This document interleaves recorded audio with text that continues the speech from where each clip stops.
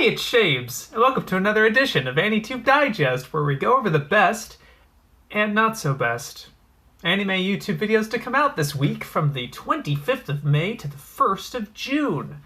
I think I've compensated for the overlap, I think. Okay. I don't want to give this video a definitive not good or a definitive anything in this, but I'm including it because I know someone will bring it up. That, hey, why didn't you talk about Sai's finale to Love Letter of Heaven's Lost Property? Part 10. 2 hours of him talking about the last installment in the franchise, I believe. It's called Final. And it's a 45-minute short, 45-minute movie, I guess. It's not really a movie, it's 45 minutes. But I got 25 minutes into this video because I was like, yeah, this is, you know, a big long time coming. I actually did remember watching the first part 3 years ago. And I guess there was a Kickstarter for this too. And including this part, all 10 parts together is almost, it gets close. I think it actually might hit 7 hours of video. The whole series. Gigantic. Really great accomplishment. I'm very happy for pulling something like that off. Wonderful. And that doesn't even mention the 30 plus hours on his channel in 2 videos, two big chunks, 30 hours, the 17 hours and 16 hours of, I guess, them reading the manga, it seems. I didn't really watch any of it. I remember watching the first part way back when it came out, and then I haven't watched any of the previous parts, and I had other videos to watch for Digest and stuff, so I was like, you know, I do want to at least give this, I was willing to watch the 2 hours, but I stopped about 25 minutes in. After you take time describing the whole movie, beat for beat, with your own commentary still in it about the visuals and complaining about it, he's making the argument why this is the worst piece of media ever created. Sort of thing. 2 hours of that? Do you think I'm gonna enjoy that? I'm asking you, the people who watch these videos, do you really think I would enjoy that? No, I wouldn't. I stopped right at part, he has it in parts. I just want to read the parts to you, and maybe you understand why I don't want to watch the rest of this.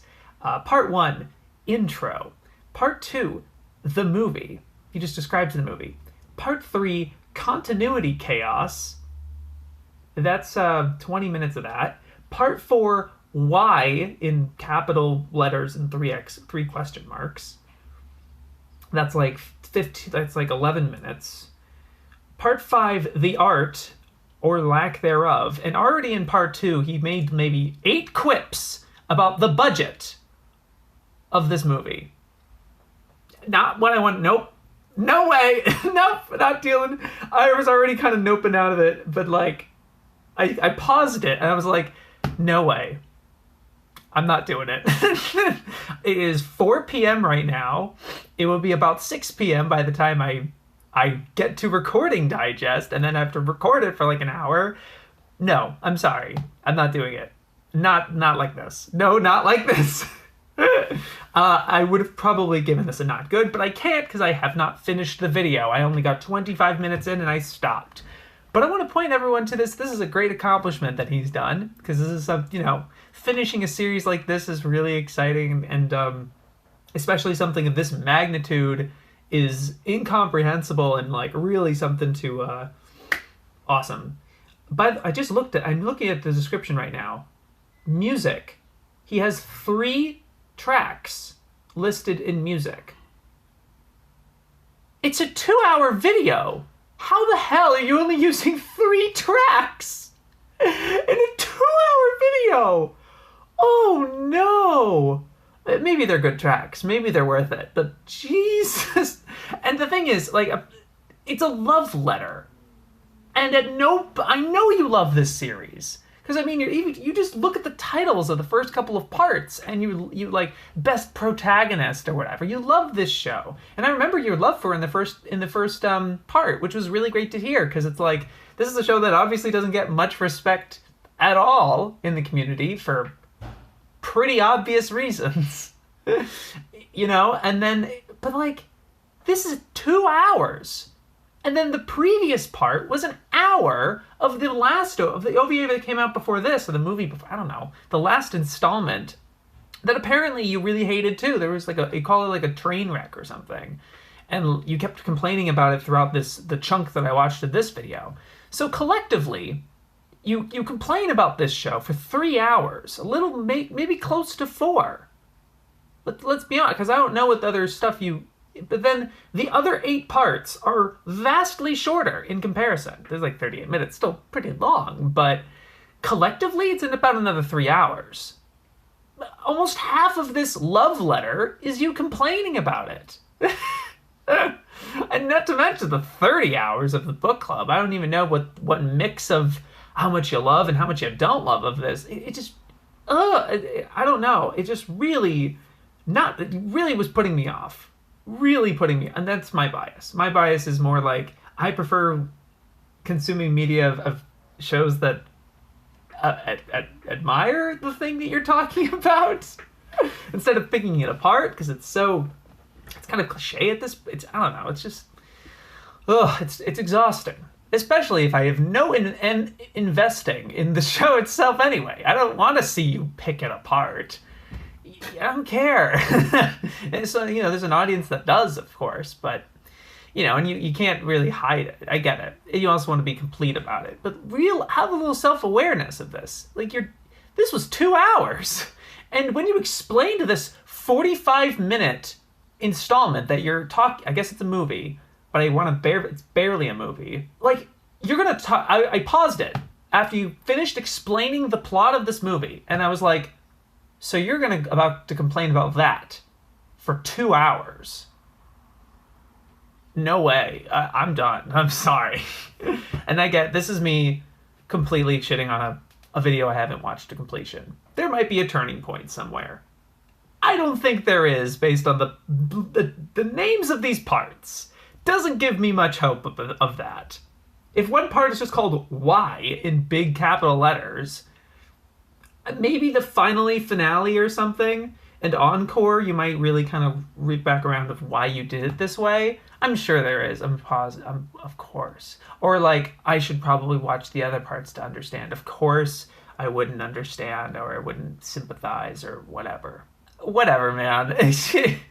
So that's why, but like, that's kind of where I'm at the middle with this. It's like, well, I want to give your video the full attention, and your series the full attention, so I'd want to watch the whole thing. After watching the first part 3 years ago. So I get them not in the right place. So I wanted to call attention to it. Congratulations. Again, I mean, I am significantly downplaying the accomplishment that this is. This is a lot of work. But not the kind of work I want to fully consume myself. It's more like good job, I respect it. I don't necessarily admire it, but you know. That's just me. That's really great that you're finally able to finish your thing and maybe move on to something else. But I'm looking forward to what you got next. Sorry, I'm kind of in this like, this is the first time I've ever done this for a video on Digest, so I apologize. But I know that it's a significant moment for the week, and I want to call people attention to it. Like, wow, he really finished that. Congrats! It's a big deal. I keep repeating myself, I'm sorry. But yeah, that's why I'm not really going to talk about it. So instead, we're going to move right into decent things like these videos. The first one is from Lobster Magnets Review, the channel. Interesting channel name, to be honest with you. A Tale of Two Kishimotos. This is a video talking about Naruto's author, I forget his first name, Kishimoto, but mainly talking about his twin brother, which I had no idea he had. I actually had no idea that Kishimoto had a twin brother who was also a manga artist. And he talks about, Lobster here talks about his entire body of work and kind of what's going on with that. And, you know, he's not all that kind to him. He's not like scathing, right? But like, you know, he seems to have read the story, the various manga that this Kishimoto has, the twin Kishimoto has has written about. I did like the comparison he made towards the end, where his brother, his twin brother, feels kind of like Naruto a little bit, with like the underdog, and he's a lot like the Rock Lee. I haven't seen Naruto, I'm sorry. Constantly kicking the tree and becoming, and struggling constantly. And trying to find his footing in the shadow of this colossal figure, his twin brother. I can imagine that's really interesting. And I like the overall theme that he managed to come to towards the end of this video. But the bulk of this video I thought was a little too surface level. I like that he talked about it. The subject matter is really great, and I like the angle, of course, of setting this guy up and everything. I think it's great subject matter. But the content itself, it just seemed like, here's the next thing he wrote. It's about this. It didn't do well. Next one. It didn't really talk too much about the content itself. It was more like the story. And it's like, but it wasn't successful. And it ran for this long. And then he moved on to the next one. It was just like that. It didn't seem like it was really, it was sort of flirting with the idea of this narrative of his growth as an artist, because he actually started, it was very interesting because his first series is very similar to Naruto in all these ways, and a lot of fans picked up on that and kind of ridiculed him for it. But I think it would have been interesting to really either focus just on that and be like, what are the differences he did, what was similar and what was different, kind of deal. But it seemed a little surface level. It didn't seem like he read the whole manga kind of deal. It didn't seem like he was coming from a reader, Lobster. He was coming more from an outsider perspective, I guess. I don't know. Not to judge too hard, but I think he did a serviceable enough job articulating this artist's history, but it didn't go as deep as I was hoping it would. Specifically, like, I like the idea of this twin brother character. Sorry, it's a real person. I like the idea of his twin brother going a more edgier route and trying to really separate himself from his twin brother, from Naruto, where he just got more edgy and more like kind of dark and like a little apocalyptic of sorts. His latest manga being like really raunchy and explicit and chaotic and weird. But that would have been really interesting to really dive into of what was going on there. Besides that, there was a lot of like surface level observations, like, oh, it's a goat boy. This guy must like drawing goats. Got a goat boy thing. That's like the only similarity you draw. The appearance of one of the characters. You know what I mean? I just thought it was a little too surface level for me. I like the idea a lot, and I'm happy you covered it. And again, that last overall idea of constantly experiencing failure, and then Kishimoto just came back with Samurai 8 and experienced a similar failure to his twin brother. So there was like, oh, they finally are sharing some similarity where it's like, oh, now both brothers have tasted failure. Sort of deal. Although I wouldn't necessarily say that this twin brother's first manga was all that much of a failure exactly, because it ran for nearly 20 volumes. That's pretty successful.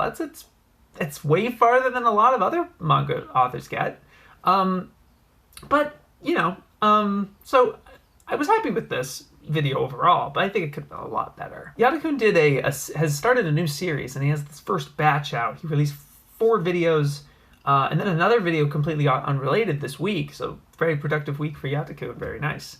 And he started this series called A Review in 4 Frames. I think it's Rec. I think Rec is what he called them, but it's not in the title. I think Review in 4 Frames is like, oh yeah, that's catchier or whatever. But basically, it's taking inspiration from this Twitter thread that I guess he follows, where they just post 4 images, maybe a blur. I'm not following the account. But it seems there may be a blurb of like a little review thing, but mainly it's a review in 4 frames. They take 4 shots from the film or the series that you're talking about as a representative sample of how they feel about it and what they admire about it. And I think that's a really interesting, unique way of going about it. And specifically in this first video about Land of the Lustrous, Yata-kun focuses on why they're doing this, which is like, trying to find a review format that's unique and meaningful to them. And I think this is a great idea. I really like it. And of course, the editing is really sharp. Yata-kun is really nice looking edits here. Stylish videos, really good music choice. I love the music you use in all these videos. I did watch all of them, but I'm just including the first one. But where I was disappointed was that the idea is so interesting, and I'm more interested in what the 4 frames you chose were. And the majority of each of these videos is just footage from it's just clip selection with, you know, some fancy kind of filter effects here and there, but not the shots themselves that you selected, and you don't show them until the end without any commentary. You do all this commentary, you have your like review at for the bulk of the video, and then the last 30 seconds is this showing each of the 4 frames one by one, which is a great edit, and that's something to look forward to. But I ended up being so distracted with like, what are the 4 frames that Yata-kun chose? I'm not paying attention to the rest of the video. No, I'm not paying attention to any of it, except at because the end. I love that idea so much that I just want to get to that ending, and all the stuff, all of your actual talking points about it just kind of become background noise, or just kind of go over my head. I'm just distracted by like what did you choose? What I probably would have done if I was to do something like this, which I really like. I really like this idea, and to the point where I'm like, I kind of want to do something like this. It's so cool. What I would say is like, show what your 4 frames are. Talk about why you chose them. You don't even have to. I get that there might be some intention in not explaining each of the shots. I get that. I would have really preferred. I would have loved that. At the most you get in these videos is like one sentence where it's like, I chose the 4 frames I chose were I was trying to capture this idea that I really appreciate from Gridman or Barakamon or whatever. And that's great. That was the best sentence that you were waiting for, that, because the rest of it it felt very standard. It felt very just like a regular review, which is what I think you were trying to avoid with this video, right? Because you were trying to make something unique. And I think it is unique at the end.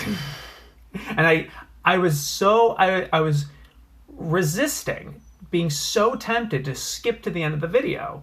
But you don't want to do that, right? You put all this effort into writing, and the writing seemed good. And again, your video crafting is really great. I really like how you make videos. And the music selection, again, is fantastic. And your writing is good too.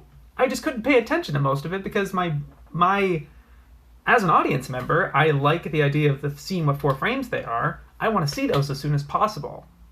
So I feel like you could have stripped back, not shown anything. When I was clicking on this video, I was expecting to only see 4 frames. That was what I was anticipating going into it. And I assumed it was just kind of build up for this first video because you were explaining the concept and where you got it from. And that was really engaging. I really liked that. But then when you actually went to it, suddenly I'm like, so is that the frame? Okay, no, is that the frame? And it kept going. I'm like, okay, so these aren't the frames. And at the end, you showed and there was a big little montage without any commentary. I'm like, oh, okay. So there's a little bit of confusion with that as an audience member for me. I love your selection of frames, by the way. Like, the actual 4 frames idea is fantastic, and I think it's really evocative of what you choose. I think it's really great. And I want that mostly to be the meat of the video, I guess, but it just seemed like you wouldn't get to it. I don't know. That's just me. So I was a little disappointed in it, but they're great. They're well-edited videos and stuff, and this seems to be a series that you want to continue and stuff, so that would be my feedback. I would mostly want you to focus on the actual frames. Maybe you can still decide whether or not you want to really explain why you chose each one, or I don't know. But like, that would be what I would want, but if that's not what that's okay. But I think the writing could still work, like you explaining what you having your review, right? But then just have these 4 frames, oh, okay. And I know that's very hard to resist as an editor, as someone who wants to show you as much as cool stuff and do cool things with it. I get that to be really restrictive, but I think it would be worth it for the type of video this is. That's just my 2 cents. I like this idea a lot, though. You guys should check it out. A decent video from We Heart Giant Robots.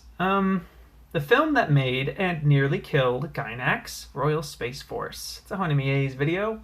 They don't seem to... They kind of have the take that I was expecting them to have, because I start kind of getting where these guys might be coming from. I don't know, they get these vibes of like, yeah, watch it for the visuals, there's no plot. Come on, guys. I remember watching it once, and yeah, I was not very engaged with the plot. So, I mean, I totally get where you're coming from, but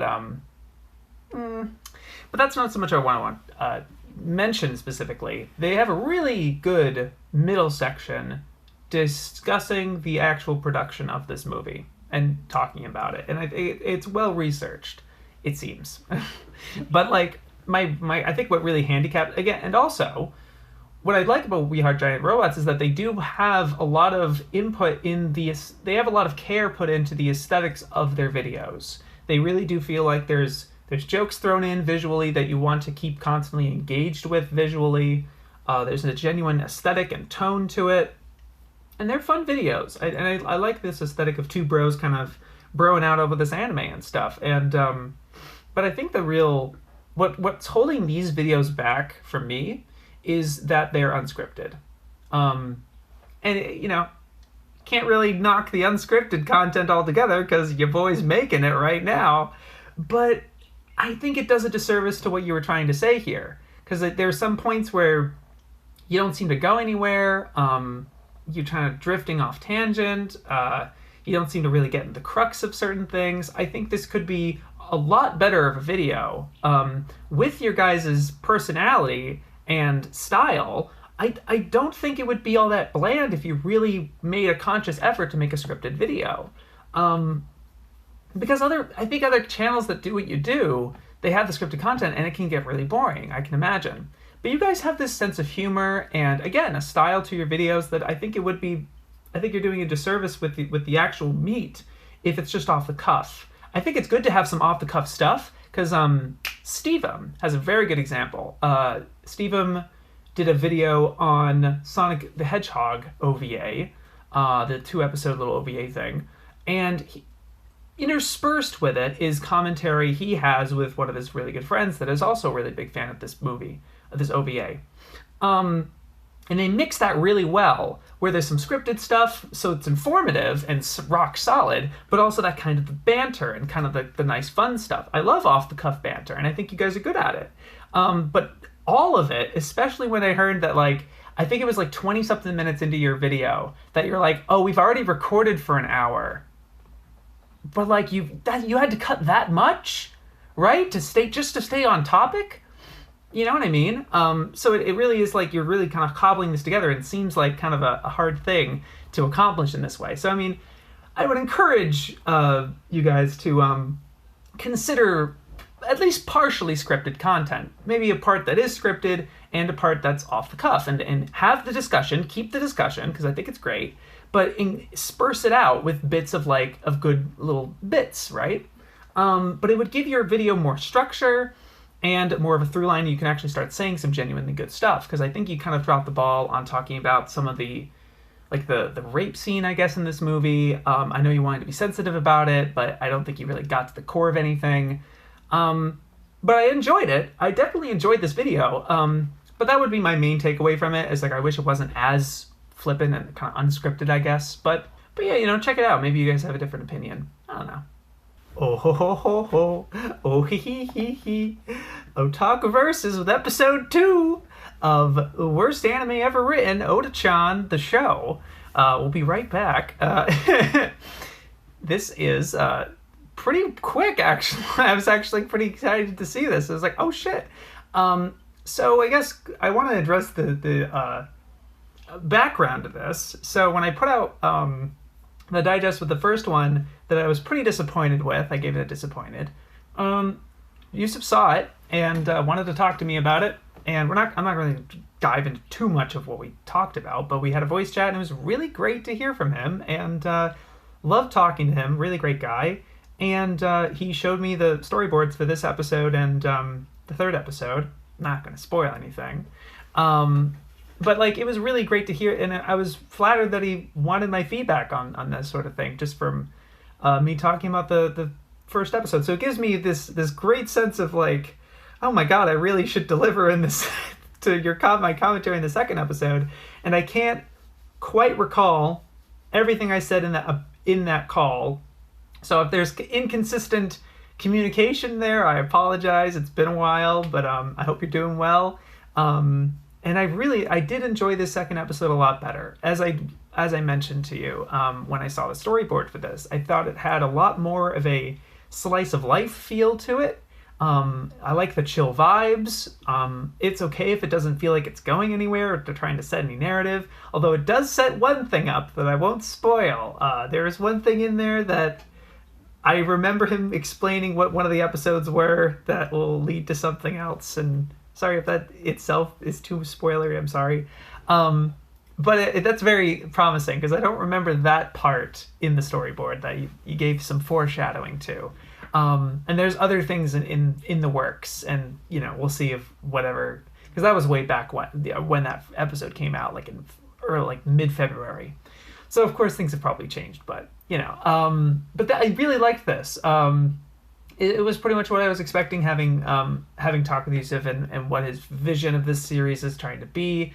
I like it, and unfortunately I don't have too much else to say about it. There's still a commercial in the middle of this, but it was done much better because it was quick. It didn't take up the whole episode, or the majority. It didn't, it was still a commercial, but I still liked, and it was exciting still because it was flirting with all these different ideas and concepts. It's all posters. It was themed around posters. And I liked that there was a little bit of characterization in Ota-chan too. And with Cam a little bit too, not just in this commercial where she's just kind of bouncing around different poses and stuff, and that's relatively easy to animate because there's no motion to it, but there's just a number of drawings, and you can get a lot of characterization that way. And the ED as well has some characterization with Cam and Ota-chan's relationship, in just flipping a bunch of through different poses and stuff, and that characterizes them. That's really great. So it fixes it kind of fixes a lot of the things I had issues with the first episode, and I totally understand now where Yusuf was coming from with that first episode and what was happening kind of behind the scenes in that situation, which makes a lot more sense when he explained it to me, which that's kind of more of a private conversation. It's like whatever. But then the second episode actually came out fairly recent, fairly quicker than I was expecting, and I think it turns out really well. There is some good character animation here. It wasn't just like one shot like the first episode that I thought it was. I like all the detail you have in her room and everything, and her moving through the channel was really exciting. Oh my god, when I saw that you got a cameo from Internet Historian, I squeed. I love that guy. I love Internet Historian. He's literally like, we would be on a 3x3 of my favorite YouTubers, period. I eat the shit out of everything he fucking makes 4 times over. I've rewatched almost everything on his channel several times. He's great. I love him. I'm so happy he got a cameo in this video. It's really cool. But yeah, that was really great. And, the reason I'm having a decent, not like the best, is because, I know I kind of know that I'm looking for more of the narrative and kind of more of the drive, I guess. That's just me. And then the writing's still a little too meta and a little too repetitive for me, where it was very transparent. There was like the 5th time that Ota-chan has this big like rage thing. Oh, what the fuck? And like cuts to that happened like 6 times in the same episode. It got a little repetitive, but it's still fun. It's still on brand Ota-chan. So I totally get that.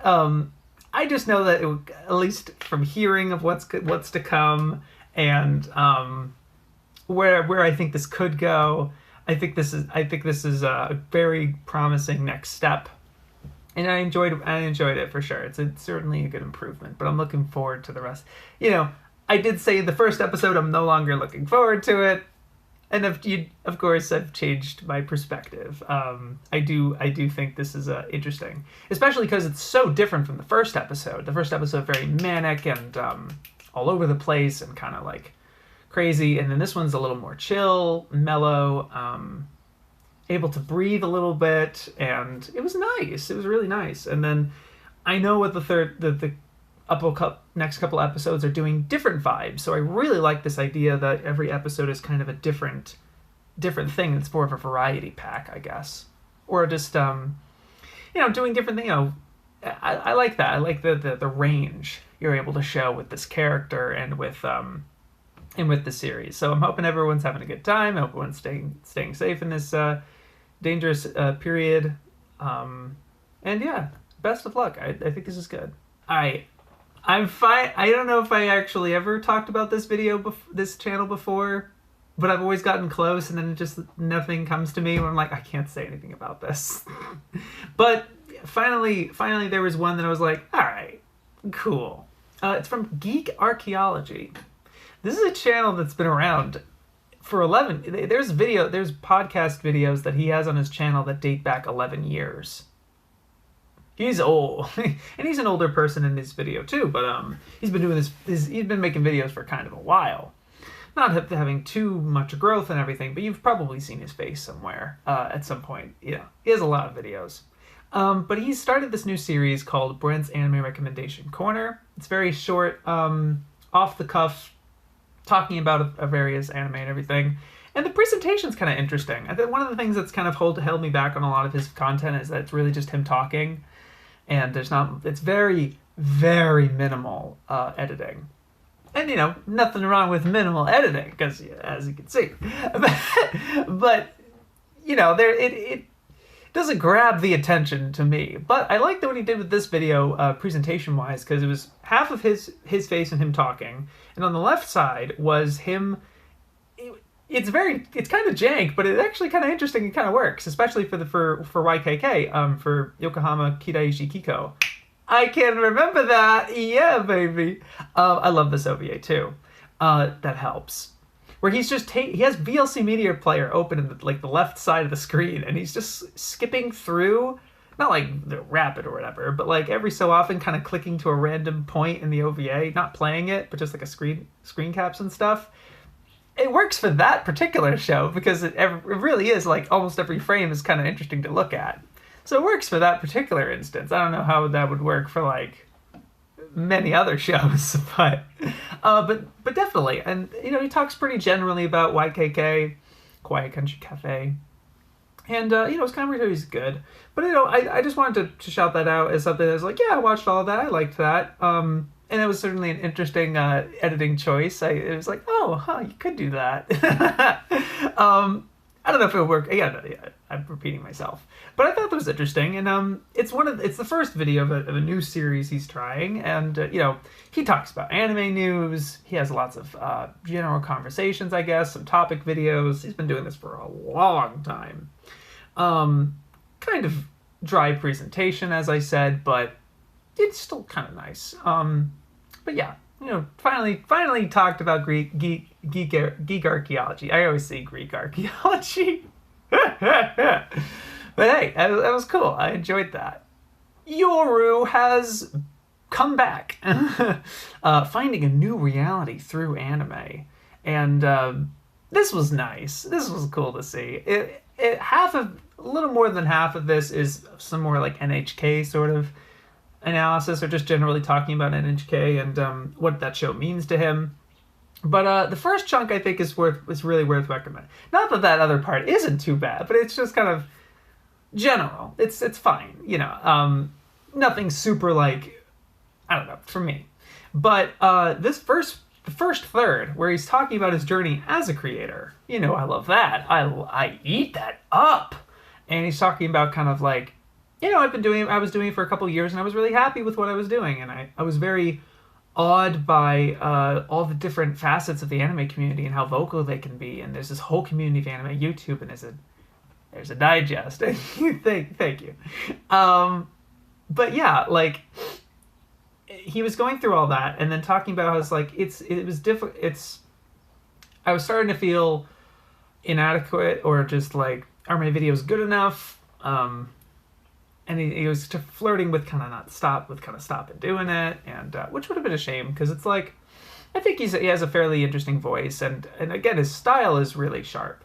I think he's, you know, and apparently he edited the Sunboy Gaming video of the Hunter x Hunter is trash with the fucking Mal reviews, like cutting all those out. Apparently he edited that. Oh, so he's a workhorse. You know, the man can edit. You know, that's always a very good plus in my book. And this video is really cool too. It has some really cool edits in it. Again, at the other 2/3, there doesn't seem to be as much interesting things going on visually, or with what he's talking about. But I like that he talked about and relating it to himself more personally. But that he has that whole like stint of like writing a script is so like it's a feeling of adequacy and kind of like and getting over that. And it was just super relatable to hear from. I think everybody who makes videos who watches this should watch this video from Yoruu, at least the first third, because it's really great. Again, the rest of it, you know, it's fine, it's good. Yeah, so I'm putting it in decent, but I enjoyed it, and I'm happy he's back. I'm hoping you got some cool stuff in the works coming up. But don't feel so like it has to be the thing. It has to be really good. Because, you know, that could come with its shortcomings, you know, because he won't put anything out. I'm working with that right now, personally. I have this thing where it's like, I'm working on a really big video that's like lavish and kind of my talent that I can push right now and going a little further beyond, right? And really challenging myself. But I don't want to just have nothing on the channel. And this has been a thing in my personal channel for a while where it's like I've just had droughts long droughts of nothing, so you know, putting that out, more regular content, kind of like throwing stuff out, like alternating between AMV and some short stuff, and I'm finding the confidence, and it's okay, you don't have to say anything super profound every time. You know what I mean? Just discussion is cool enough, as long as you share it with people and you have confidence in the thing that you make. If you liked the thing you made, who cares what views it got or what people said about it, as long as you're happy with it, I think. That's always what matters to me. So this is just my encouraging to you. Best of luck with what you got next. Kamimashita put out a video that I don't have too much to say, so this is dabbling into the lightning round part. Yeah, these next three I think are going to be kind of like the lightning round. Like, yeah, it's a video, it's cool. Sorry. But he's talking about Hugto winning Anime of the Year at the r/anime awards, where in a shock decision by the jurors, I guess, Hugto Precure won Anime of the Year, which of course Reddit was super not okay with, because what do you mean, a Precure, Attack on Titan? Like, yeah, of course they're gonna have a problem with it. But I really like Kami's angle here, which wasn't so much explaining why it won, so much as like, is it really such a bad thing that it won, guys? Like, you know, it's because it's like kind of going into the merits of the show. It's like, I would rather this win over something that like wasn't holding up to what anime can do, and like it's a good representative sample and kind of championing the best we got. But like, I liked what Kami was doing with linking some of the things that Hugto was doing with some of the anime that people actually are vying for. Like, you know, Hugto did the same thing Mob Psycho that you're praising Mob Psycho 2 for, that you're praising Demon Slayer for, that you're praising this other show. I think Attack on Titan was the other one. Stuff like that. I really like that angle. But I don't have too much else to say about it. It was nice. It was good to see from that. Yeah. Again, sorry I don't have too much to say about it, but yeah, it was cool. Just check it out. Super Eyepatch Wolf got a video on Trail of Blood, the manga that breaks people. Very clickbaity title. I don't think he made a good enough argument of why it's like, it breaks people. And it's another horror video of his, which I think he's getting practice in. He's talked about horror several times, and sometimes not great, not too good, not to very strong effect, but I liked his Gantz video a whole lot, so I was trusting in the quality of that video to watch this. But like, I wasn't really interested in clicking on it because it's very clicky, a little baity thumbnail and title, and you clearly don't want to say the title of this thing because people don't know what it is. I think that's unfortunate. I always want to put the title right there, regardless of its clickability. You have the audience. You shouldn't be worried about this not getting views. Because people trust you and your content, you should be able to put the title of the video. You should be able to title of the series in there. I really think even just the manga, title of the manga that breaks people. I get that you're trying to put intrigue or mystique into this, but I just don't respect it personally. But the video is pretty good. It's pretty well edited for a manga video. I think he repeats certain panels a little too much, but also this manga to me, he was really selling this as a horror thing, and I wasn't too convinced. It's a little more of a thriller. I don't know. He kind of uses the similar gimmick of faces, and he makes this face. And I was wowed maybe one time. It didn't really work on me, that particular trick. But that's, it's fine. I thought it was fine. It was a good video, fair enough. But it wasn't wow. You know what I mean? I think you can do better, personally. And a Mother's Basement video. I am putting this in decent because it's I don't know, I'm just still not... It's hard for me with Jeff anymore. Nice guy, I'll take back what I said, Nice. I will take back what I said. I think it was last week's digest that I was saying that Nice is usually experimenting and has the fun editing stuff in Under the Scopes videos, and then whenever he edits for Jeff or these other guys, it's more serviceable and kind of in the same, give them what they need. But no, he does pretty good stuff with this edit, with this particular edit, because, what's in an OP is kind of hard to edit sometimes without making it look stale. And I think Nice did a very good job with this, actually. It felt very, pushing boundaries and stuff, and kind of, really doing some stuff. Although, the one thing I would say is that it can kind of get in the way. This was what I said I was mentioning about Taser. Taser's Kaguya-sama OP video. We have so many of these OP. That's just two. But it can be difficult where I can't parse whether that's your edit or the edit of the OP. Because there's a particular edit in the Kaguya-sama OP, I guess, where I've not really watched it, the OP in full or anything. I'm not familiar with it. I'm not watching the show. Where there's a shot in the actual OP where they do this and then they have the different reaction. That in any context I think that could be very easily mistaken for a YouTube edit, something that Nice specifically did, because to show the full shot, because that's something he does several times. He's reversing the footage, he's pausing it. I like the way he pauses it. That was a smart idea. There's certain stuff like that, and I think it's very tricky to do. There's certain things that's hard to balance. I think Nice did a good job circumventing that and not making it feel too confusing.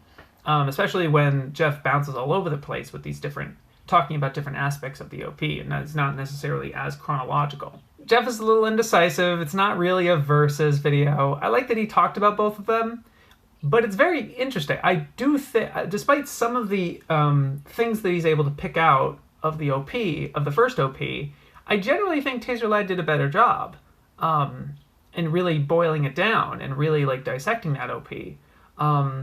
And then Jeff mainly focuses on the second one, which, it's clear that's his favorite one. And he says that at the end of the video. He's I like the second one more, but the first one is very good for newcomers, which is important for the first season of the show, for an audience's first impression.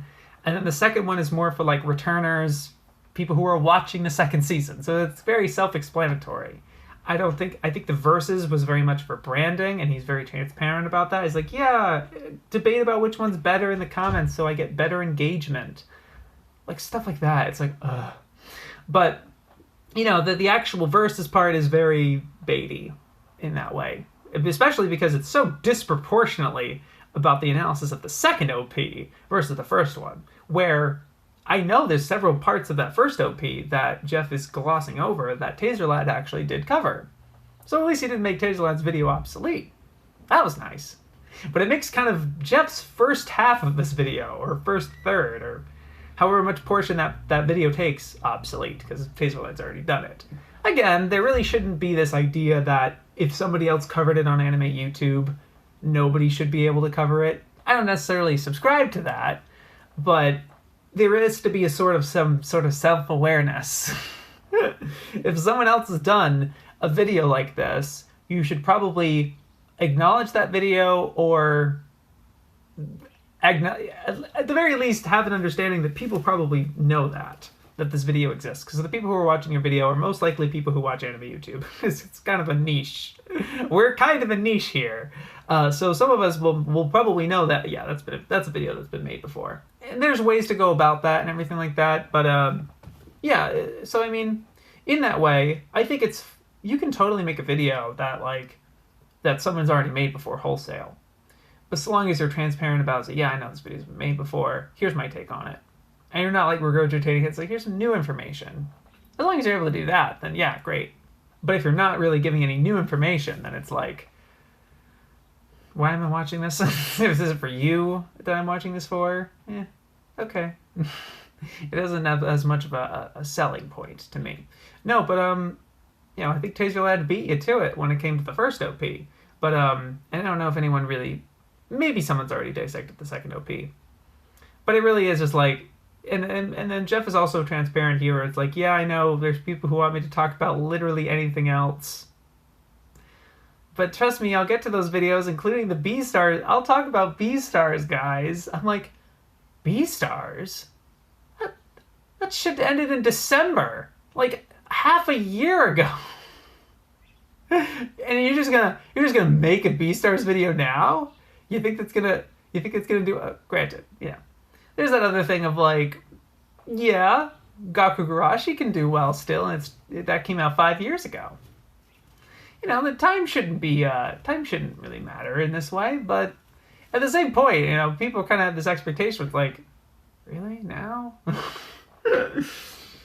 Another B-Stars video, great. I don't know, that's kind of where I was coming from with it. But I am happy to see Jeff is still back in his element, and still good, still really good, still weirdly impressive. Whoa, where did you get that? For some of these points that he's making, it's very interesting, and this is definitely his fucking forte. It's such a shame that he found it so early on in his channel that he doesn't really feel like doing it so much anymore, or he doesn't want to be labeled as that guy. Too bad, because you're really, really good at it. Unfortunately for you, I suppose. Well, I think from there I'm gonna call these the best videos of the week. Or the ones where I was oh yeah, baby. The first one I'm gonna do is Stevem. Who, again, I know, but it's because it's very experimental. He does something very different here. Who was Hiroshi Yoshimura? Talking about this particular artist, more atmospheric music, but he does a very, very different approach here. He's on camera almost the whole time, and he has some images that go in the back, a little bit like Anthony Fantano, a little bit. I think he dressed cosplayed Anthony Fantano, or did something for an upcoming video. I saw him dressed like that, so that was funny. But and he's kind of embodying Bob Ross a little bit, because he has a button shirt and stuff. Which apparently he was wearing when we recorded an episode of AniTube Tea. AniTube Tea is a monthly podcast that I have a anime YouTuber or one of my friends guest star on, and we talk for 2 hours about whatever, maybe about our content, about other people's content, about anime in general. But it's been fun. I did it with and you can get the whole archive to it if you are at least $3 tier on Patreon. You can support this digest and also get a cool podcast every month. And this month was with Stevem, and we talked about anime licensing mostly an hour. Half the podcast, more than half, actually, yeah, more than half, because it started at the 53-minute mark that I started mentioning licenses, and we just went off from there, dude. It was almost 2 hours of that. It was good. It was very good. But yeah, plug in that. But this video was really cool, especially because he spends most of it. He's obviously talking about the bulk of this guy's career pretty generally. But like again, him being on camera is just like a super different approach and like something really interesting. And as well as doing a watercolor painting, like a speed paint of a watercolor painting he does, to talking about and analyzing this particular album, Green, and going track by track and giving some samples here and there. As he's doing this this whole analysis, which was as doing this painting. I don't know. I'm lost. Sorry, but this is great. This was really cool. Seeing Stevem kind of push and go different directions with it. He had a really there was this one comment he shared with our Discord that was like, I don't want to watch your face. It's there as like an audio version, and then he replies like, just close your eyes. As a fuck off. Man, oh man. But that was fun. That was really cool. The official channel to Joe Hisaishi, the composer for most Studio Ghibli works, put out a whole, basically an album, Joe Hisaishi Studio Ghibli Experience Part 1, and I did listen to all of it. It really is just set to stock footage of the ocean waves crashing and stuff. That was nice. And there's one or two, I think there's one repeat, like I think he does the merry-go-round, the Howl's Moving Castle theme, the main theme of that, like twice. But one of them's like the standard orchestral one, and one of them is his piano only. But most of these tracks are piano only, which I really like. And it's Joe Hisaishi. It's fucking Ghibli music, you know? It's sick. And it's from the official channels, too. It's not just some fucking guy uploading his shit everywhere, because he's starting to go into the streaming thing. But, I had to listen to all of it in order to put it on Digest officially, But I ended up downloading it as an MP3. I'm such a pirate, and went listening to it as I went for a walk. So that was really great. That was a wonderful time. Thank you, Joe Hisaishi, for making me go walking and appreciate the outdoors. But it's not perfect. There's like there's kind of a repeat track in there, and sometimes it can sound like his work is sometimes a little homogenic. I don't know what the name is, but a lot of them kind of sound the same. But if you're familiar with the tracks, it's like, that's the Spirited Away track, that's the Porco Rosso track. I think it's the Porco Rosso track that was like, whoa, that was, because it ended up, most of the tracks up to that point were piano only, and then it suddenly became like a trumpet sector or a sax solo or something like that. It was a brass thing, and it was like, ooh. So check it out just for that track. That track was blowing my ass off. But another one was really good was the Nausicaa track on here, the main theme for Nausicaa. It's not the like generic official theme that you'd find anywhere that I've obviously heard hundreds of times, but it's a kind of seems to be kind of an original cover of Joe Hisaishi playing that track like today, with just piano. And it's way more haunting and like dystopic, which is very on brand for Nausicaa, and I loved it. It was great. It was a little more sinister too, and I was like, ooh, yeah. So yeah, I definitely check that out. It's in the official channel. It says it right there, Joe Hisaishi official. I swear it's real. But that was sick. Part 1? What's part 2 gonna be? This was most of the hits. What?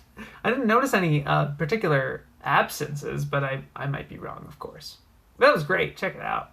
Corey had a cute video, the cutest anime you can't watch, Azuki-chan. Although, come on, man. Some of it subbed. You said the first episode was subbed, and the half-hour movie is subbed, huh? You can watch some of it. Not to completion. I get that. No, but I really liked this. I was happy that Corey's shouting this stuff out. I'm very happy that Corey is really starting to really divert his channel, or convert his channel, I suppose, specifically to this kind of media. I'm hoping it takes off, because it's, Because god damn it.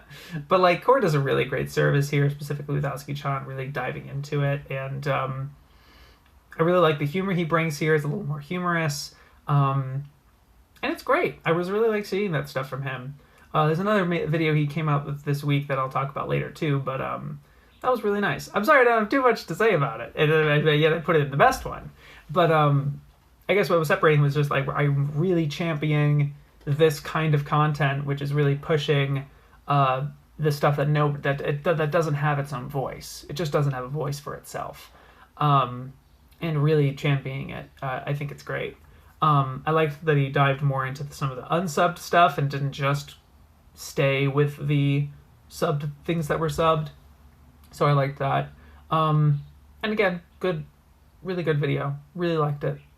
Yeah, I'm gonna put another TheCynicClinic video in. And I was thinking about it. I'm like, man, there really is a pattern to this, huh? I have no qualms with just talking about every upload that some of these YouTubers like Stevem and TheCynicClinic and Gil. Yeah, I don't know, man. But I'm gonna talk about it. The endlessness of Nagato Yuki. Something mad. Look, man, I can't read Japanese yet, okay? Okay? But this is a using one of the tracks in the actual Haruhi Suzumiya thing, and focusing mainly on Nagato Yuki. I've not seen any Haruhi yet, I'm sorry. So, but I'm slightly familiar. But there's a lot of experimental cool things going on here. It's an AMV pretty much. It's more of a MAD, I guess.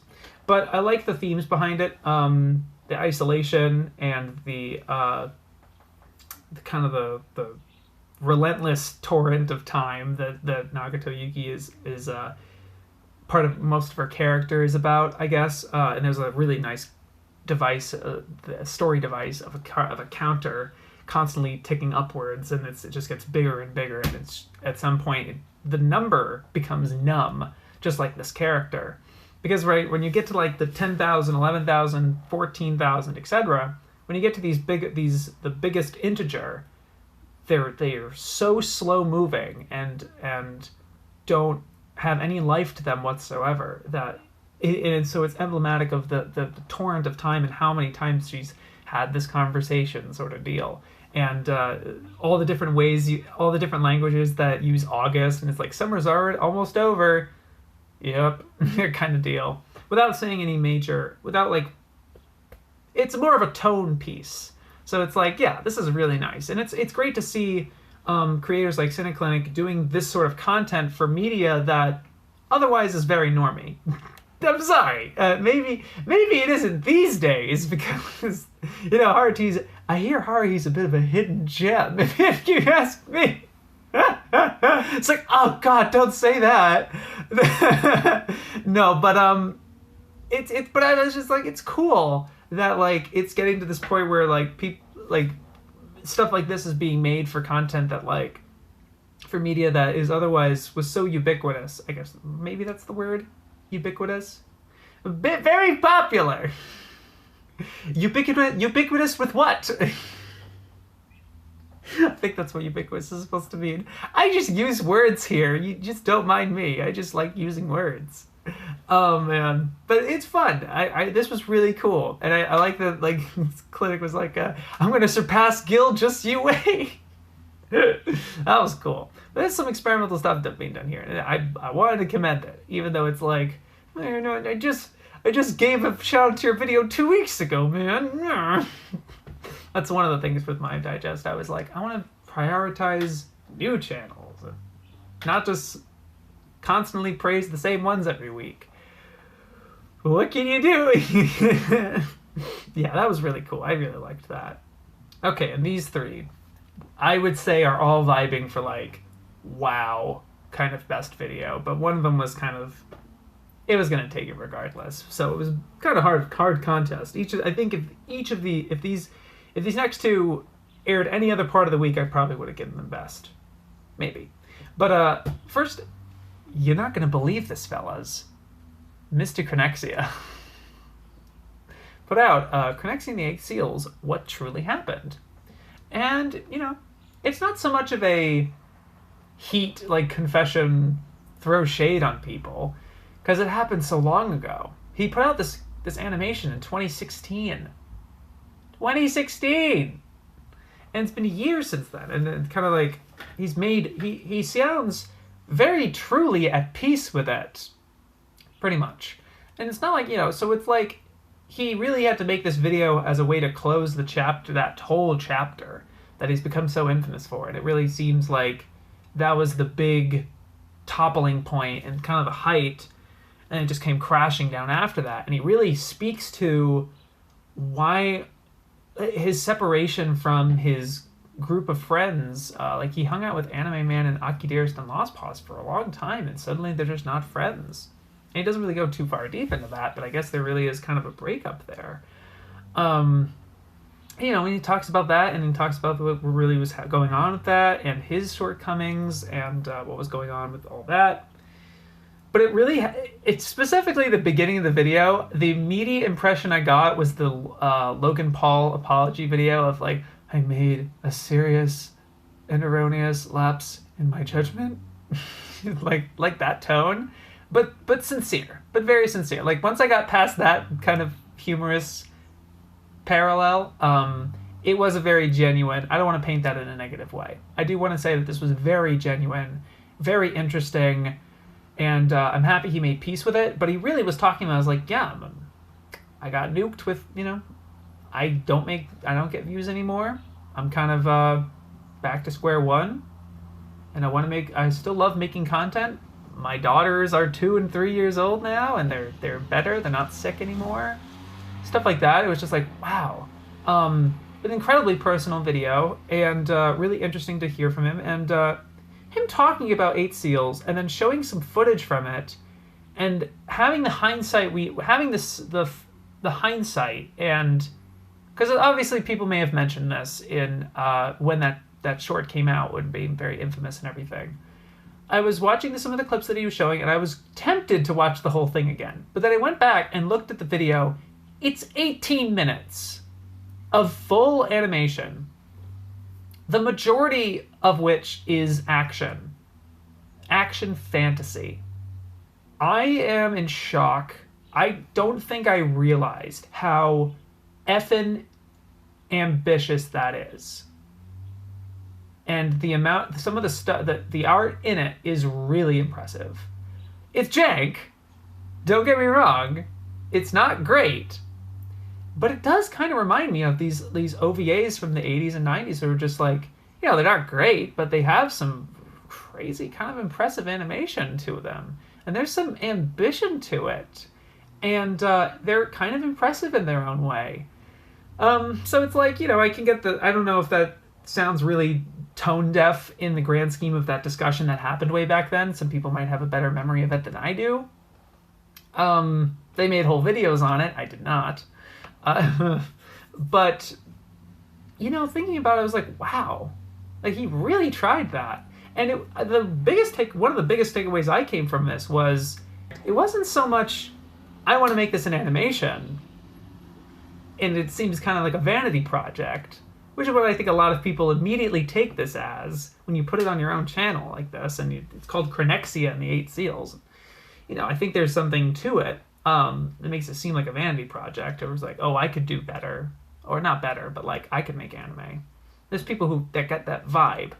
When in reality, it was more of a situation, apparently, it seems, of the animation studio coming to him saying, we want to make this into an anime, and then him going to his audience saying, should I make this an anime? And obviously the reception was yes, and he came back and was like, yeah, sure. And he sunk so much money into it, got almost none of it back, even though he started this Patreon, and it was a really bad idea to make it a Patreon because people were funding this every month, and a lot of it just went into the void and didn't really amount to actual funding of things. Not in his pocket at all. Not whatsoever. So he was really screwed out of this, and he was way out of his depth. So it was really kind of a harrowing story to hear, and it was just like, damn.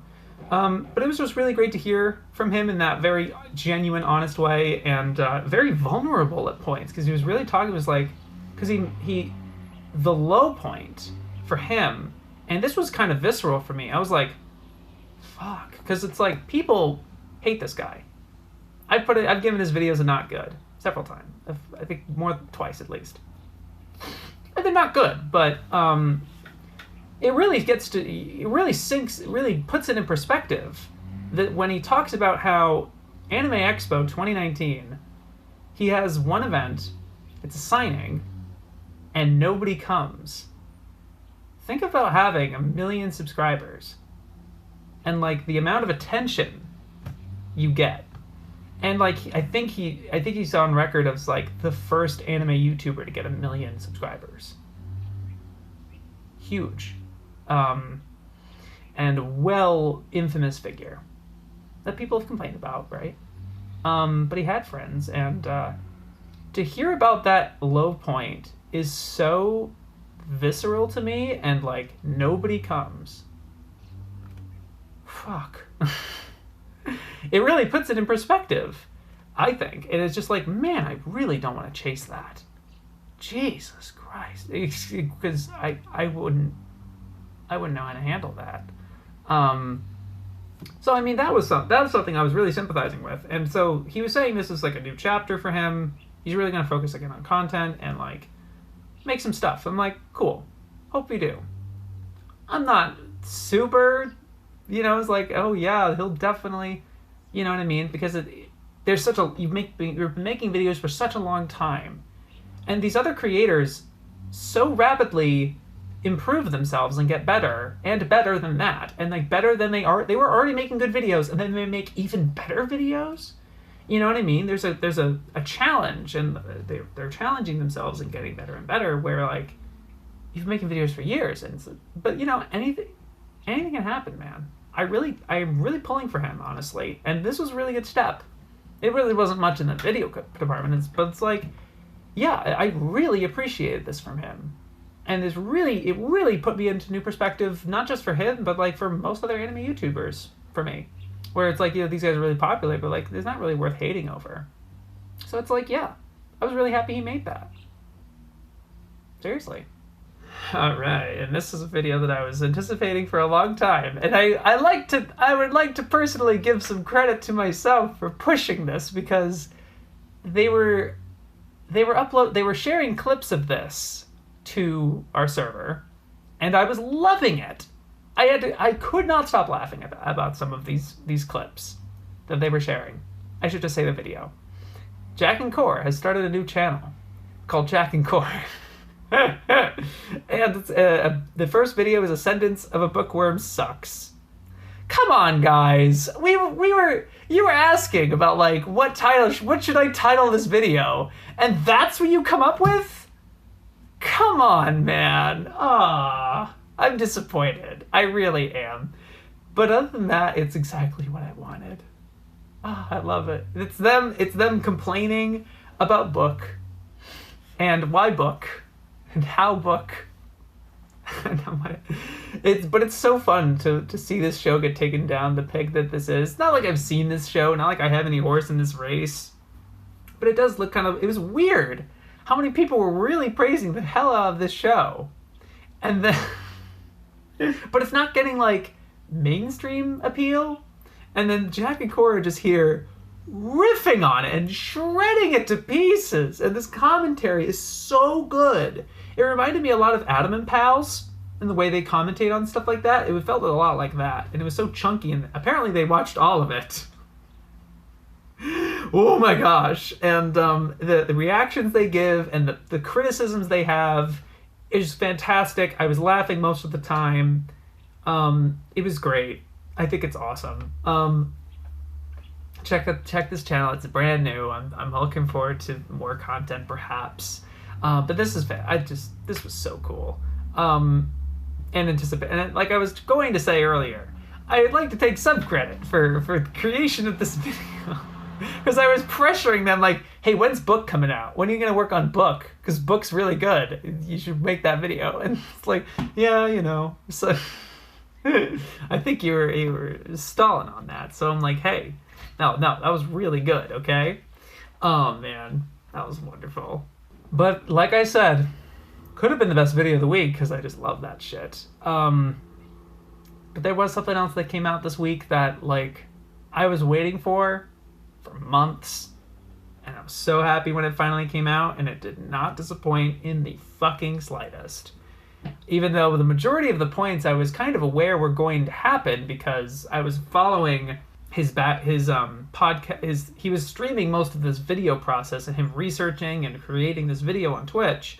I wasn't following him on Twitch, but I was watching the Twitch highlights from a second channel, and that was a lot. There was hours of that creation process. So I knew I was aware of a lot of the things that were going to be said here, but God, it still came out wonderful. YMS, Your Movie Sucks, with Kimba the White Lion.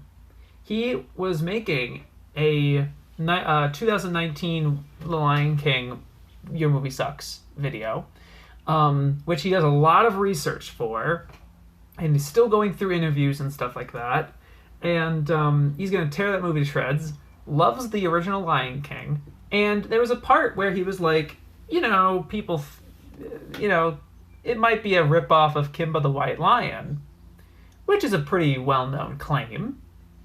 But he decided to do his research, as he does, and it led him to this 2.5 hours of tearing it apart, of why it is not a good justification, why it is nowhere. It's a very unfair comparison. Anyone who says that Kimba is a ripoff of The Lion King just hasn't seen Kimba. Straight up. He systematically debunks that entire claim, goes through everybody major that's claimed it. Not everybody, but like rapid fires through so many of these YouTube videos that make these claims. It's so blatant, and it's like really systematically picking this apart, and like why you should not just arbitrarily compare these two things and say they're the same or one's a ripoff of the other, just by visuals and just by like this thing happens. Because Kimba's 3,000 minutes of footage, of material. There's so many different iterations and everything. Several of which came after The Lion King, including the 1997 movie, which was in 1997, and the production didn't happen in 87. Like, I am full confidence this is a typo. And like real research and everything. And this is what we can do. This is what anime YouTube could be doing. But it really is at this point where like we could be, the YouTube video of the year for me could be taken by someone who doesn't even fucking make anime YouTube videos ever. This is just one. This was like an offshoot that he had to get out of there because it was just so egregiously misinformed. And I'm so happy. And this is like a video that can, I would hope, shift an entire conversation. Those are the kind of videos you really want to champion and like really push to people. And like, I'm so happy this is already being wildly successful, it seems. Because it's like, it's not just informative, it's very entertaining. He really goes through a lot of these episodes and like a lot of the content and really navigates you through and how silly it is. And like the production history with everything, and it's 100,000% thorough. There will never be a more thorough, like, so like incredibly well done video on Kimba. He's completely killed the conversation, I think. Like, Kimba's completely covered with this one. Like, usually you have like people like Mr. Cynical trying to make videos like that, where it's like the definitive Star Wars video or the definitive video on traps or something like that. This is it. This is the thing. I think the one complaint I would have about this video is it looks impressive because it's 2 hours and 27 minutes, but he's stuffing 5-minute montages of comparisons and montages of like, for example, he has this whole montage of every single instance, it seems, of somebody falling off a cliff, which is a very common trope in Kimba. And Because people use that as like, oh, they're ripping off, the Lion King is ripping off Kimba because this guy's falling off a cliff. No, it is a constant thing. Oftentimes not with Scar, with like the character that's supposed to be the person related to Scar, but he's a very minor character, and there's stuff like that. It's like, I'm so happy somebody fucking made this video. I'm so glad. Not like I was like rooting for it. I was like, yeah, Kimba isn't. But it's like, because he was going at it this in good faith. He was totally like, yeah, this could probably be a ripoff when he was initially going into the research of it. He's like, I don't know. I haven't done my research. I have to look into it. And he did. He watched all of Kimba and really tore this thing and tore everybody's argument to shreds. And it's so great to see. And that's what we could do. This is what people could do if they actually took the time to watch all this stuff and really make an effort of this. And it's also really important for me to see something like this because it's like, you know, I don't want to insinuate with my Gurren Lagann video. I'm doing a lot of similar stuff where it's like, look, there's these parallels and stuff. This character has this, but like, for example, it's like Char as a character, which is like the rival character that gets introduced very early on, becomes a rival, joins their side later, you know, and it's kind of always manages to escape harm every time, but other generals die. That's a trope, but it's very likely a trope in the rest of fiction. That's totally fair, but it's like but I would want to defend myself saying that they're similar with you know, drawing parallels like that, because I'm not saying Gurren Lagann is a ripoff or lesser than because it also does this. I think that's the real crux and what's really the fatal flaw of a lot of these Kimba fans. Because it's like, if you were a real Kimba fan, you would have seen this media. You would have definitely wouldn't have come to this conclusion. It really is. It's really something, actually. But like, you can't make the other thing lesser than.